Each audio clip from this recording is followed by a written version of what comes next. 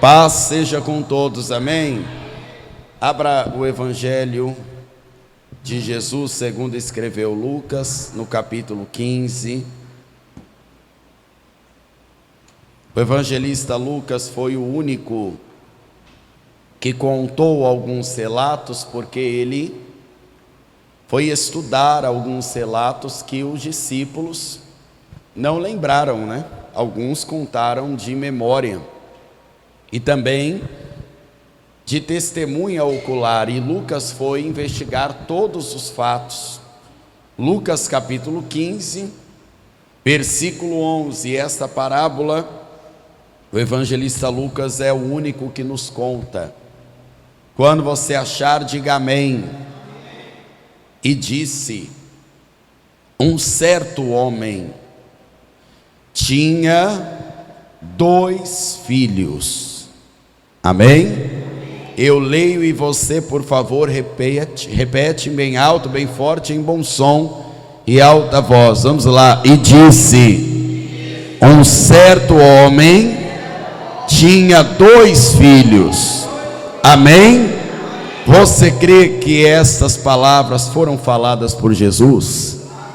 Você crê que tudo que Jesus fala tem um propósito para nos ensinar? Então fecha os teus olhos. Senhor, fala conosco pela tua palavra.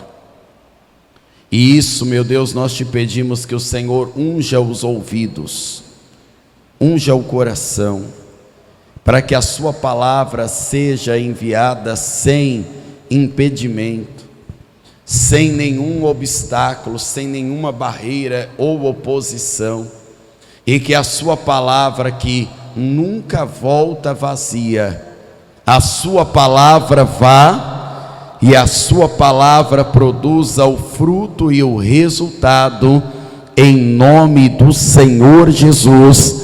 E quem crê, diga amém, Senhor.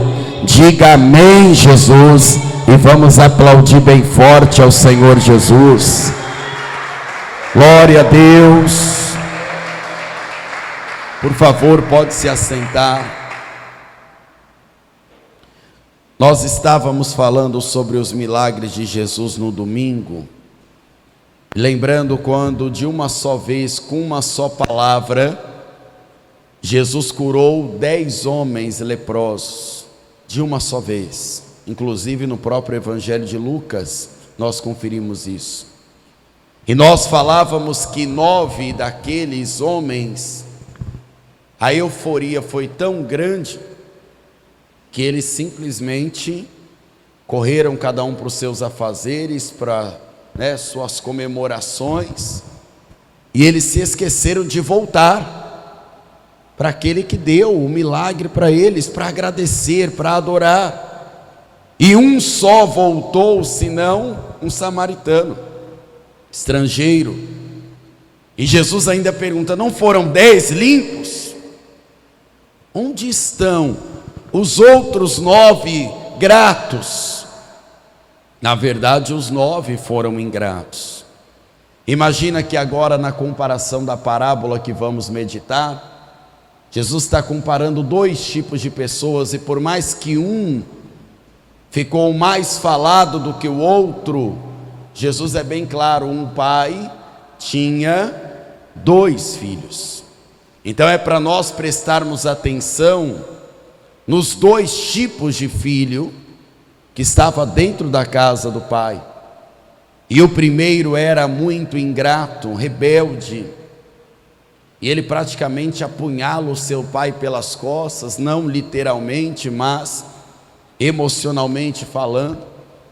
E ele decide que agora ele é autossuficiente, ele pode viver a vida sozinho, não precisa mais obedecer regras, ele não precisa mais receber ordens de trabalho, ele acha que sabe dar conta da própria vida, ele é dono do próprio nariz, e ele vai infringir uma regra moral, e talvez até espiritual também, fazendo assim no verso 12: e o mais moço disse ao pai: Pai, dá-me a minha parte da fazenda.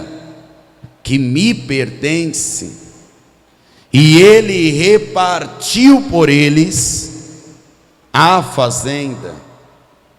E poucos dias depois, o filho mais novo, ajuntando tudo, partiu para uma terra longínqua e ali desperdiçou a sua fazenda, vivendo dissolutamente. Tudo que não tem lei, querido, não funciona. Tudo que não tem regra. Na casa do pai tinha regra e era por isso que as coisas funcionavam. Às vezes a pessoa ela não quer fazer parte de uma congregação. Às vezes ela diz: não, mas ninguém manda na minha vida. Ela não quer obedecer a hierarquia no trabalho. Ela não tem regra. Não, aqui em casa cada um escolhe o que quer. Isso nunca funcionou. Nunca funcionou. Esse filho passa um recado para este pai, dizendo: pai, o que me importa do Senhor é a herança de um pai vivo. E normalmente uma herança é dada quando o pai morreu. E eu sei que hoje em dia o mundo está tão bagunçado que já tem gente disputando herança de pais vivos. Tem gente que não tem nem direito brigando. É ou não é? Um neto às vezes que não tem nem direito na herança direta. Às vezes uma pessoa que apareceu na família, às vezes até um amigo. Eu sei que isso tem sido comum, mas nós não podemos normalizar. Este filho não esperou nem a ordem natural da vida. Imagina o olhar do pai dele vendo ele se afastando, levando aqueles animais, albardado com todo aquele dinheiro. E o problema do pai não é o dinheiro. O pai não bate na mesa dizendo assim: eu não vou dar herança coisa nenhuma, como boa parte de nós faríamos.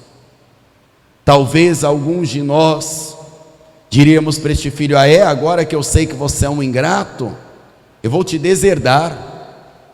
Este pai não faz isso, ele entrega a herança. É isso que é importante para você, meu filho? É só isso que você quer de mim? Então pode levar. E ele entrega. E mesmo com o coração partido de um pai que está agora levando ingratidão de um filho que ele tudo deu, ele entrega. Mas o filho não sabe ganhar, o filho só sabe gastar. E uma hora quem gasta e não ganha, o que vai acontecer? Vai acabar. Quantas pessoas não têm o sonho de ficarem milionárias por causa de um jogo, de um bilhete, de uma aposta, mas elas não sabem ganhar. Elas querem ganhar na sorte, não com o trabalho, construindo, lutando. Porque quando você vai lutando, conquistando, você vai se preparando, querido. Eu sei que é muita luta para ganhar o pão de cada dia, mas você valoriza. Você valoriza. Agora, o que vem de mão beijada é uma estatística: muitos empobrecem ao passar dos anos de novo. Compra um monte de carro. Teve até um caso famoso no Brasil de um homem que ganhou milhões. Ele falou que usava roupa e depois jogava fora. Quando um dos seus carros caros quebrava, ele dizia para o mecânico: pode ficar. Imagina, que loucura. Aí hoje a reportagem fala com ele: mas você pelo menos tem uma casa, né? Não tem, mora de favor na casa da mãe. Meu Deus, para você perceber que os ingratos, eles trilham um caminho de miséria. Viveu dissolutamente, pecou tudo que tinha que pecar, e assim está a mesma situação de milhares ou até milhões de pessoas hoje.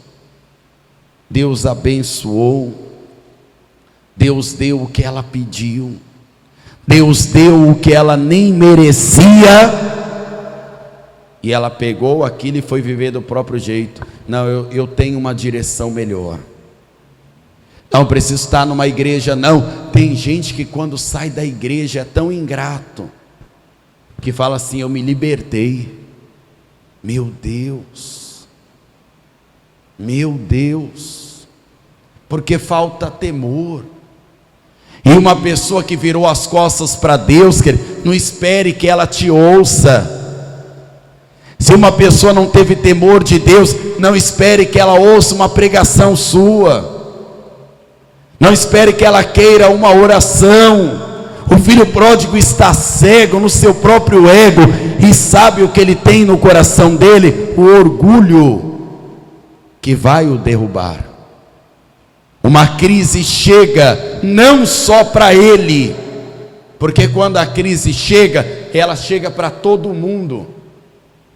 Mas quando bate numa casa que não tem fundamento, a casa que está na areia, a casa pode até estar bonita, né?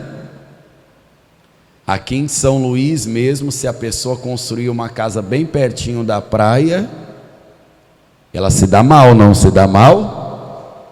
Porque de 6 em 6 horas, né, o mar decide a posição dele, muda. E quando a crise bateu na vida daquele homem, uma vida que poderia estar cheio de herança nas mãos, mas vazio por dentro, ele não resistiu. E o orgulho dele não fez ele voltar imediatamente. O orgulho dele falou assim: eu vou dar um jeito. Os amigos foram embora, né? Porque nessa hora não fica ninguém. Verdade ou não é? Por isso que a pessoa que tem uma família tem que valorizar a família. Tem que parar de praguejar a própria família. Porque na hora do problema, quem suporta é quem está dentro de casa. Não é verdade? Amigos são poucos, e às vezes dá para contar em uma só mão quem é amigo de verdade. Mas o orgulho dele era tão grande, que ele falou assim: eu vou arrumar um emprego. Eu te pergunto, com que esse filho provavelmente trabalhava na casa do pai? Sabe qual era a função dele na casa do pai? Provavelmente mandar. Ele era filho, herdeiro de uma grande fortuna. Ou você acha que ele era o filho que mais pegava no pesado? É claro que não, porque se ele soubesse o que era pegar no pesado, ele não teria desvalorizado. Ele achava que a vida era muito fácil. Ele achava que o pai não entendia de nada e que ele tinha que curtir a vida. Isso não é só uma palavra para quem é mais jovem, não, querido. Existem pessoas que estão velhas na fé. A fé envelheceu do pior jeito possível, e a pessoa acha que é dona do próprio conselho. Ela não tem dependência de Deus, ela é cheia de si, e ela não consegue se esvaziar de si para se encher de Deus. E quando ele vai trabalhar, aí ele chega no fundo do poço. E olha o versículo de número 15. E foi, e chegou-se a um dos cidadãos daquela terra, o qual o mandou para os seus campos, para apacentar porcos, e desejava o seu estômago, encher o seu estômago com as alfarrobas ou as bolotas que os porcos comiam, e ninguém lhe dava nada. É aqui que a pessoa percebe: a vida com Deus que eu tinha era muito boa. Sabe o que é o bom dessa história? é que a misericórdia de Deus existe, é que a graça de Deus ela é abundante e o amor de Deus é infinito. E ele caiu em si. É isso que precisa acontecer. Quer orar para que Deus salve o perdido, o orgulhoso da sua casa? Comece a orar dizendo: meu Deus, que esta pessoa caia em si. Porque não adianta falar para quem não caiu em si. A pessoa está cheia de razão. Eu falei ontem para você aqui no Prover. Não adianta a pessoa que vem refutar o dízimo, cheio de malícia no coração, vem refutar a oração. Tem gente indo contra até a Santa Ceia. Tem gente que um dia pegou uma herança, até mesmo na Paz e Vida, hoje fala mal do pastor João Ribeiro, mas eles se esquecem que esta árvore está plantada há 43 anos pregando a palavra e frutificando. E frutificando. E já passou várias crises, vários problemas e permanece de pé. Não é à toa. Não é à toa. Pastor, nós vamos defender o pastor João Ribeiro e a Paz e Vida? Não, nós fomos chamados só para guardar a nossa fé. Agora o advogado dele eu fiquei sabendo que é muito bom. Porque o advogado senta em duas cadeiras, ele é advogado e ele também é juiz. Então o problema está aí, dos filhos ingratos, que às vezes cospem no prato que comeu. O filho começa a cair em si, e é isso que tem que acontecer conosco todos os dias. Eu tenho que cair em mim mesmo. E eu tenho que começar a pensar as pessoas que obedecem a Deus, até os menores servos. Essas pessoas têm fartura de pão. Querido, você pode ser o menor servo nesta casa. Não vai faltar o pão da vida para você. Não vai faltar a água viva para você. E lembre-se das palavras de Jesus: você não é mais chamado de servo, você agora será filho e amigo de Deus, por causa do Espírito Santo que está com você aqui, por esta palavra. Vamos aplaudir o Senhor Jesus. Ele começou a pensar: eles estão lá, de barriga cheia, trabalhando com alegria, porque o meu pai, ele é um homem que tem as suas regras, mas ele não é opressor. E não é opressor. Ele não dá fardo que a pessoa não pode suportar. Já eu peguei toda a herança achando que sabia de tudo, estou passando fome. E ele tomou uma decisão: levantar-me-ei e irei ter com o meu pai, e dir-lhe-ei: pai, eu pequei contra o céu, eu pequei contra ti. Porque quem peca contra Deus vai pecar contra alguém também. Eu não sou digno de ser chamado seu filho. Eu quero ser um empregado agora, eu quero aprender a dar valor. E ele foi repetindo esse discurso para decorar: eu pequei contra o céu, eu pequei contra o meu pai, eu não sou digno de ser chamado mais filho, eu já gastei a herança, eu não tenho mais crédito, eu fui um filho ingrato, eu reconheço isso. E ele vai indo num caminho, mas todos os dias, num determinado horário, o pai observava no horizonte, na esperança do filho voltar. Deus não quer que a pessoa pague pelos seus próprios pecados, querido. Imagine agora, o fim está se aproximando, os sinais estão explodindo, não estão só acontecendo não, eles estão explodindo diante a sua face. Essa não é a hora de você estar longe de Deus. Essa não é a hora de você dar tanto valor para as coisas e perder a sua alma. O Pai ainda está te esperando de braços abertos, e todos os dias esperando para que você caia em si mesmo, se levante e volte para a presença dEle. E o pai de longe viu ele. E o filho com aquele discurso decorado. E quando foi falar, olha o que acontece no versículo de número 20. E levantando-se foi para o seu pai. Quando ainda estava longe, viu o seu pai. Moveu-se de íntima compaixão. E correndo, lançou-se-lhe ao seu pescoço e o beijou. E o filho: pai, eu pequei contra o céu, pequei perante ti, já não sou digno de ser chamado seu filho. Era o discurso dele. Mas o pai disse aos servos: trazei depressa a melhor roupa, vesti-lhe, ponde-lhe um anel nas mãos e a sandália nos pés.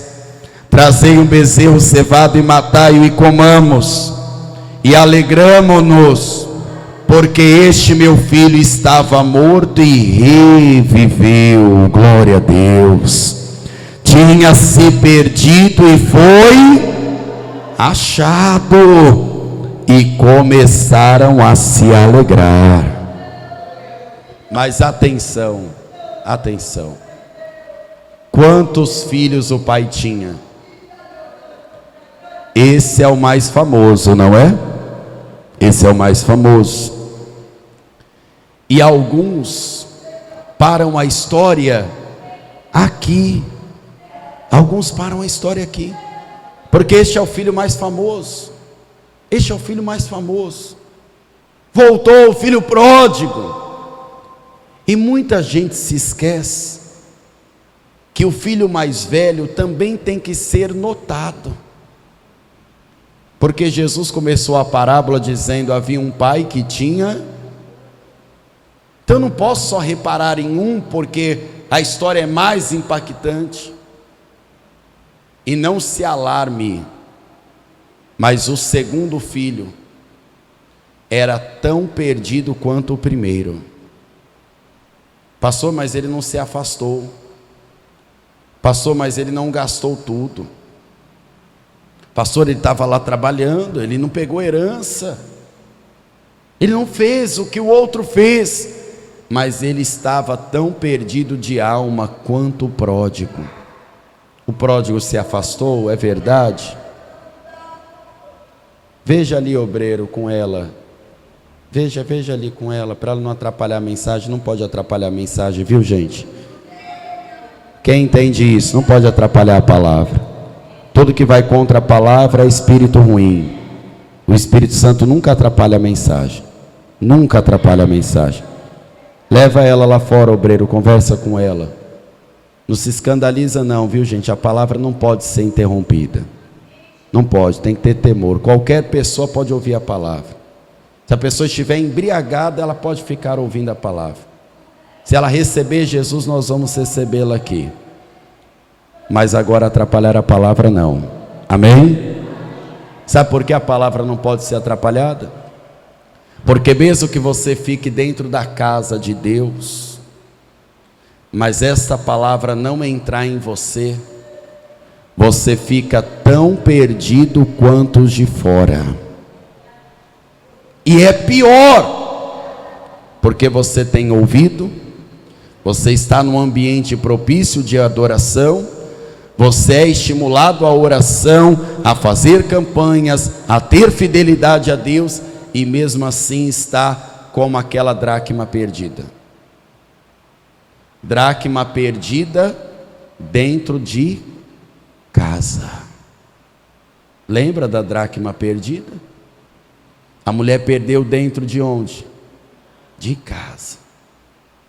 Quantas pessoas não têm uma fé só religiosa? Se nós, com o tempo, você que serve a Deus há muitos anos, repare isso para a sua vida. Se você se acostumar em vir à igreja, você está perdido.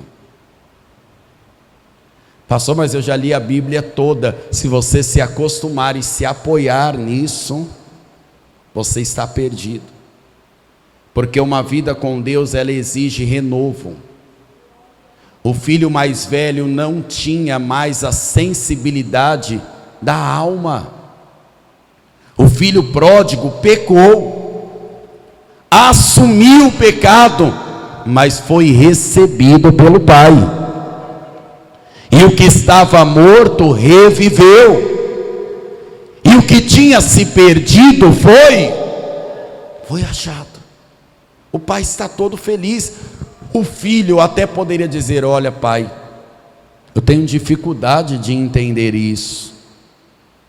Mas o filho está tão perdido. O mais velho, o trabalhador, o que é conhecido como fiel, o que é conhecido como leal, ele está tão perdido, que ele não consegue se contagiar com aquela alegria do pai. E ele agora tem uma indignação para mostrar para o pai. E olha a indignação dele a partir do verso 25. E o seu filho mais velho, que estava no campo, e quando veio, chegou perto de casa, e ouviu a música e as danças, e chamando um dos servos, perguntou-lhe o que era aquilo. E ele lhe disse: veio teu irmão e o teu pai matou um bezerro cevado, porque recebeu são e salvo. Mas ele se indignou e não queria entrar, e saindo o pai, instava com ele. Mas respondendo, ele disse ao pai: eis que te sirvo há tantos anos, sem nunca transgredir o teu mandamento, e nunca me deste um cabrito para alegrar-me com os meus amigos. Vindo, porém, este teu filho, que desperdiçou a tua fazenda com meretrizes, mataste-lhe o bezerro cevado. E ele lhe disse: filho, tu sempre estás comigo, e todas as minhas coisas são tuas. Deus tem força ou fraqueza? Pastor, mas eu tenho as minhas fraquezas. Então Deus te fortalece nas suas fraquezas. Deus é bom e o nosso coração é enganoso. Então que esta bondade nos alcance, querido. Que você não esteja aqui só como um figurante da fé, um praticador de regras. Que você desfrute da maior presença que Deus tem para você, que é termos a presença do Espírito Santo. Filho, o que eu tenho é seu, mas agora você tem dificuldade de entender isso. Você está aqui todo o tempo, trabalha comigo, sabe que tem direito, porque eu não sei se você lembra, mas está escrito assim, no versículo de número 12, veja comigo. E o mais moço deles disse ao pai: pai, dá a minha parte da fazenda que me pertence. E ele repartiu por eles. Ou seja, ele já tinha entregado também para o outro, já que um requisitou, para não ser injusto. Toma, será que dentro desta fazenda, desta herança, será que o filho mais velho não poderia matar um bezerro cevado para ele mesmo? Fala assim: tal dia eu quero me alegrar com meus amigos. Mas ele não desfrutava. Sabe quem é que não desfruta da alegria do reino? Quando a pessoa perde a alegria do arrependimento, quando ela perde a alegria da salvação. E o que Jesus conclui na parábola para todos nós, no versículo de número 32, mas era justo alegrarmos-nos e regozijarmos-nos, porque este teu irmão estava morto e reviveu, tinha se perdido e ele foi achado. O pai continua dizendo para ele: você tem que fazer o mesmo. E se você quer comemorar a sua vida com Deus, desfrute do que Deus deu para você. Amém? Vamos ficar em pé.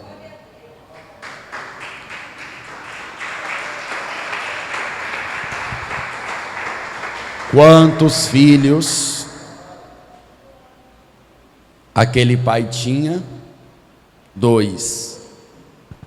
E nós concluímos que durante boa parte da vida, os 2 estavam perdidos. Os 2 estavam perdidos.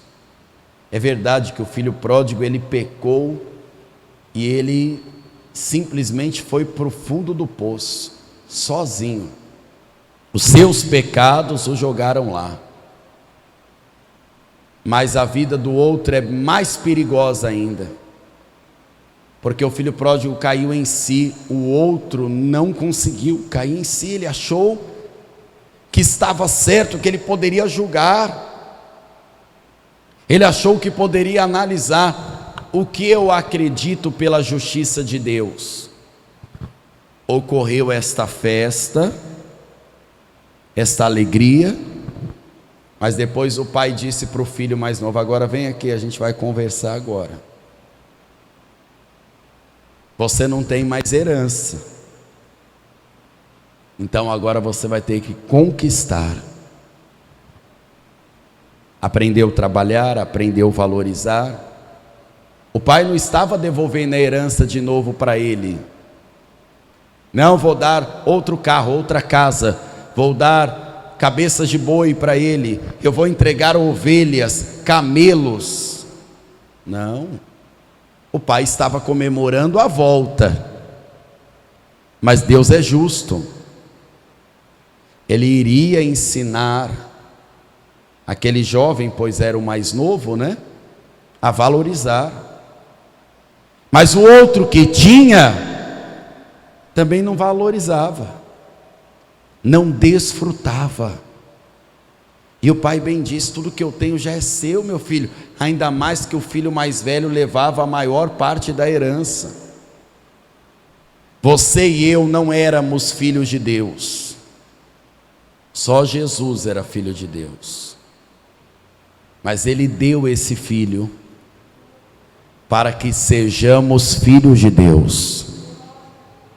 E a gente não pode viver uma vida cristã choramingando os nossos problemas e dizendo: ah, Deus me abandonou, ah, que dificuldade a minha vida, quanto mais eu oro pior, porque você não está desfrutando do que Deus te deu. Você é mais que vencedor.